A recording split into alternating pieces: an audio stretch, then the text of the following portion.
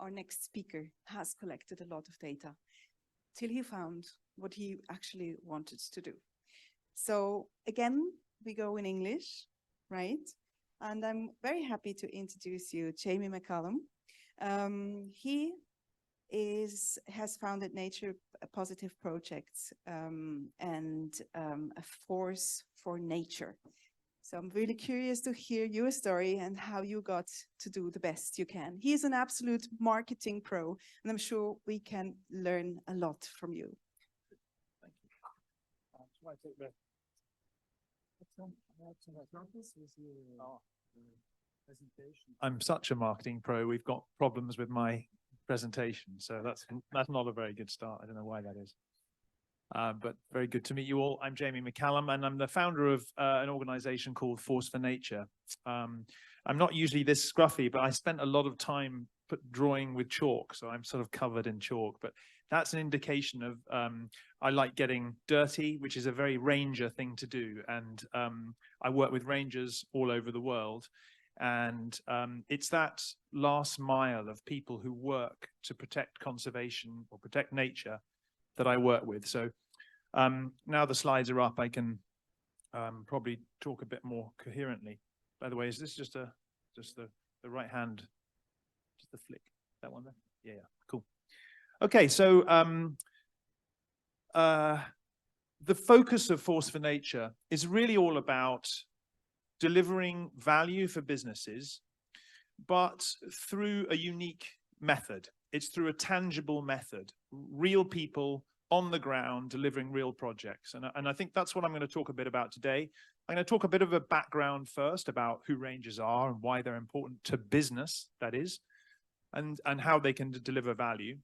And then I'm going to talk about the work that we do very briefly, about how we are trying to boost the global ranger force. And then I can talk a bit more specifically about how businesses can engage in this way. And if we have any time for questions, maybe we may have one or two. So this is our model. But I think that it's better to go back a step. So I think we can all agree that it's a beautiful world that we live in. And that world is full of strength and power and elegance and beauty as well, and a very fine balance. And I think that balance is a really good word, which we've just been talking about. Because it's that balance and the stability of nature and geology over the last few hundred years that's enabled our societies to be stable, and that's political, economic, and social stability has enabled businesses to grow and thrive. And that stability of nature provides us with everything from clean air to fresh water to the mineral resources that we use to drive our economies. I think we all know that over 3/4 of all global economic activity is dependent or highly dependent on nature. This is actually a Roman gold mine, 2,000-year-old gold mine. Even the Romans were at it. And of course, living resources which we use to drive our economies as well. But all of those things depend on the stability of our natural ecosystems. And it's up to us now to maintain that stability and maintain the stability of our societies and our economies and specifically our businesses. And we can do two things. Either we can disrupt those systems that manage and our world, or we can take active steps to preserve, maintain, and regenerate nature. So there's some good news on the horizon, because over 160 countries have signed up to the Global Biodiversity Framework, which was signed in Montreal at the end of last year. And one of the core bits of the Global Biodiversity Framework is to protect 30% of our planet by 2030, so-called 30 by 30. And that's a great thing. You know, it's a brilliant thing. And at the moment, protected areas are a really firm foundation for protecting nature. Currently, 17% of our land is protected and about 7% of our oceans. And that absorbs enormous amounts of carbon dioxide. It delivers all of the benefits I talked about a few minutes ago. and holds large swathes of our biodiversity. And remember, all of these things provide the baseline for successful economies, societies, and businesses. So this is not just an abstract thing. It's essential to the future and sustainability of our businesses. But there's a slight problem with the protected areas we have at the moment available. Over 70% of them face threats from logging, poaching, pollution, etc. That's those sorts of things. And that disrupts their ability to provide us with the services that I've just been talking about.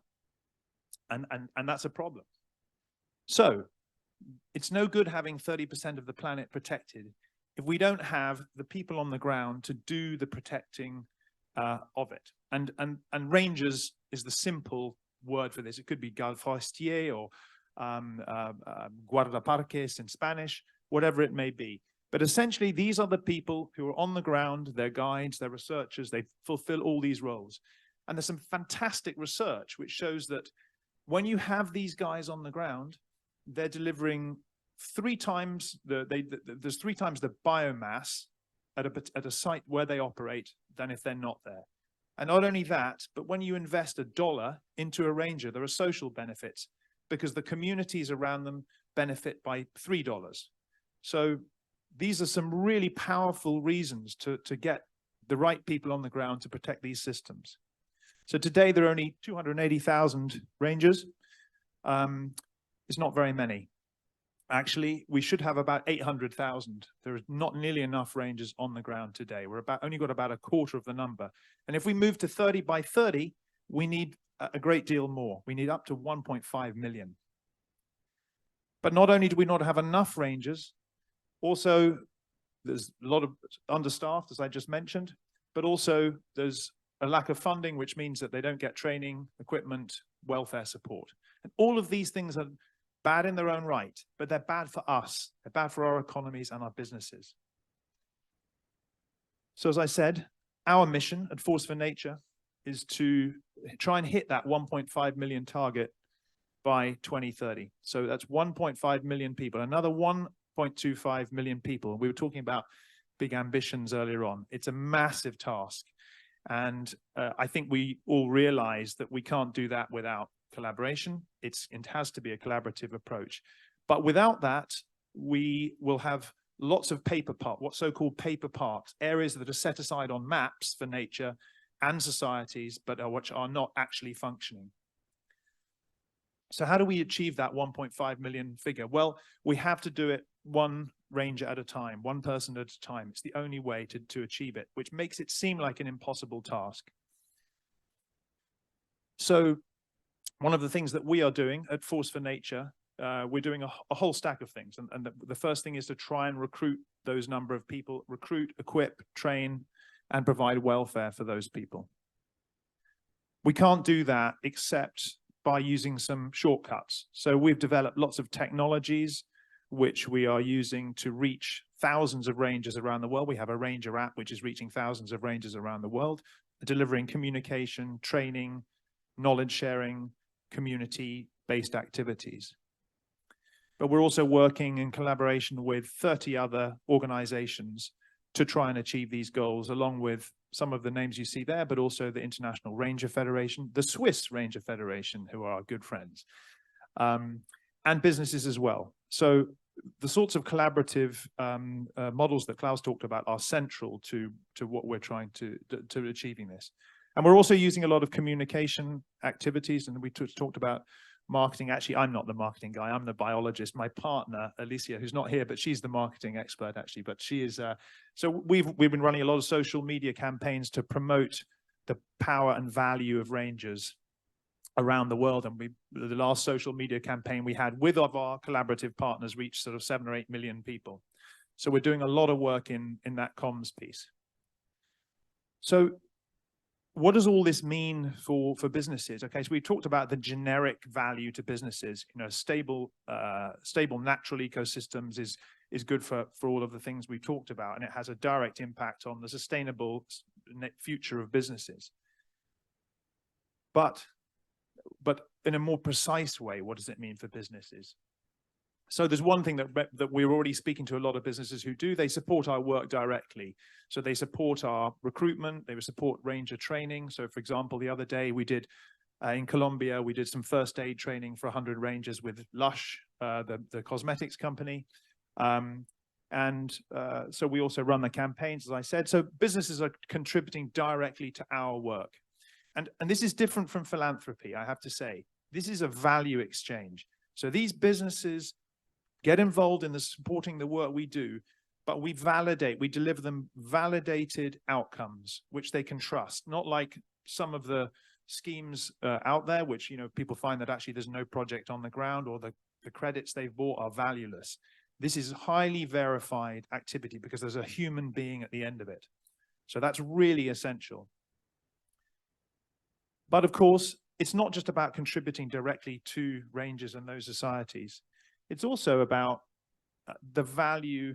I think Thomas talked earlier on about some really good stats, actually. I'd love to see them a bit more, which showed how consumers, investors, staff are much more interested in working for companies that have purpose, and we're buying from organizations that have purpose. And I think that I'm just reinforcing this point here, and that's a secondary reason beyond just pure sustainability and resilience of your business. This is a sort of reputational piece of your business. So what we do is 3 things in partnership with businesses. One is that we work with businesses to develop trusted projects on the ground. So for example, we're working with a Welsh business. They have a big factory in Wales, and we've partnered them up with a local national park, which is very close to where their offices are.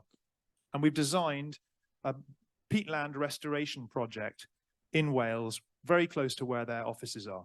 So all their staff volunteer on this project, and it's a really valid, viable project, but it's very bespoke. There's no global standard that measures, this in relation to a credits type scheme. But it is totally tangible and totally real. And I think I've talked to Olaf before about, what is it when I come and join this esteemed group that you all are? What is it that we bring to this network? And I think that the single thing that I feel we have value in is that we have people all over the world, thousands of rangers who are in our network, who are doing real work today that can be verified. It's that tangible piece of impact. And I think that's reflected in this project. Now, this could be tree planting or restoration, but it could also be verification of a project you already do, or it could be greening your supply chain, or it could be a specific project which is built around a particular species that is relevant to your business. And I think we find a lot that these projects are most valuable when they're relevant in geography and they're relevant to a business's industry sector. So that is, and they're 2 ways. So the point here is that it's about value exchange. But secondly, those projects aren't worth much unless we're measuring what we do. And I think, again, we've seen this with some of the problems of the credit, both carbon credit and a bit with biodiversity credits, although it's very nascent. The problem is that there is no real global standard for a lot of the things we're talking about in biodiversity, but we measure like heck. And we measure not necessarily to a global standard, although we do align what we measure with the Sustainable Development Goals and with other global standards. But it's very rigorous, and it's on but it's also designed to meet the needs of that particular business. So it's very bespoke. And then the third area that we support our business partners within is reputation engagement. So how we communicate the projects and indeed the measurement of those impacts. How do we tell that story to their stakeholders? Is it specifically to their staff? Is it to their investors? Is it to their customers? And if so, how do we tell that story in a way that's not greenwash? And again, Thomas talked about some of those challenges earlier on about the fear of not having enough knowledge or fear of greenwash. So that's why the data piece is so important. So everything that our business partners talk about in this phase, the communication phase, they have to be able to stand behind. So data is critical.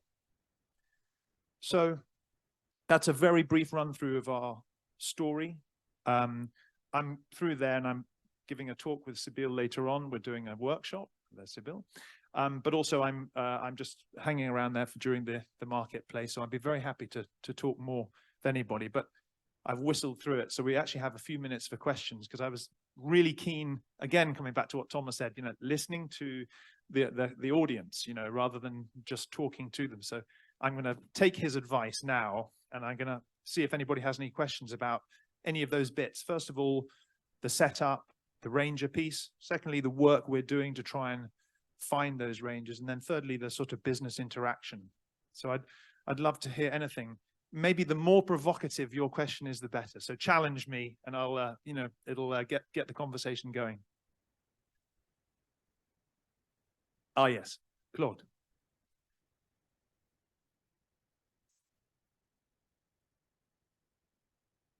Thank you so much. It's a great, amazing project, but where do you want to, when will you be satisfied? What is the end goal with all that? Is that just making it bigger and bigger? And how did you come about this in the first place, the generation of that goal to collaborate with you about? Okay, thank you, Klaus. So when will I be satisfied? I think, and that comes back to the question about goals, setting a clear goal. And if you don't set the clear goal, you won't know where you haven't got there. I mean, the clear goal for us is really to have all the protected areas in the world effectively managed, because at the moment, only 25% of them are effectively managed. And that word effective is, we believe, the answer to making protected areas effectively managed is that having enough people who are properly supported on the ground. And those people, it doesn't have to be just a ranger. It could be an indigenous, guardian. It could be a community support team. It could be a private conservancy scout. It could be any of those things. But anybody who spends more than 50% of their time on the ground protecting nature